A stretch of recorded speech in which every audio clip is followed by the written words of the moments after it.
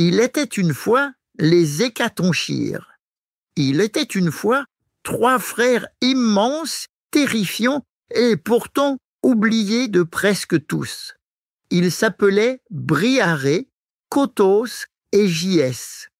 On les appelait les Hécatonchyres, ce qui veut dire en grec les 100 mains.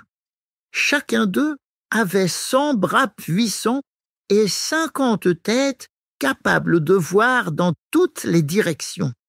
Oui, 50 têtes, 100 bras et une force inimaginable. Ils n'étaient ni beaux ni doux, mais ils étaient uniques et leur naissance, comme souvent dans la mythologie, fit trembler le monde. Ils étaient les tout premiers enfants de Gaïa, la terre, et d'Ouranos, le ciel, avant même les titans et avant même Cronos. Mais Ouranos, leur père, ne les supportait pas. Leur apparence l'effrayait. Il les jugeait monstrueux et les enferma aussitôt dans les profondeurs de la terre, au plus profond du Tartare, cette prison sans lumière où tout disparaît. Gaïa, leur mère, en fut bouleversée. Elle aimait chacun de ses enfants, quelle que soit leur forme.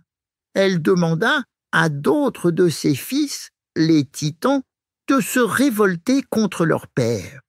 C'est Cronos, le plus audacieux, qui osa défier Ouranos. Il le renversa, mais ne libéra pas pour autant les Hécatonchyres, car lui aussi avait peur d'eux. Alors, il les laissa là, dans le Tartare, enfermés, seuls dans les ténèbres. Il fallut attendre bien plus tard une autre guerre pour qu'on se souvienne d'eux. Zeus, le fils de Cronos, se leva à son tour contre son père. Il déclencha une grande bataille, la Titanomachie, une guerre terrible entre les jeunes dieux et les anciens titans. Et Zeus comprit quelque chose que les autres n'avaient pas vu. Les Hécatonchyres n'étaient pas des monstres, ils étaient des frères, des alliés puissants. Alors, Zeus descendit dans le Tartare. Il ouvrit leurs chaînes, les regarda sans peur et leur proposa de combattre à ses côtés, ce que les Hécatonchyres acceptèrent. Et quand la bataille éclata, ce fut comme si la montagne elle-même lançait des rochers. Avec leurs 100 bras, ils bombardaient les titans sans relâche.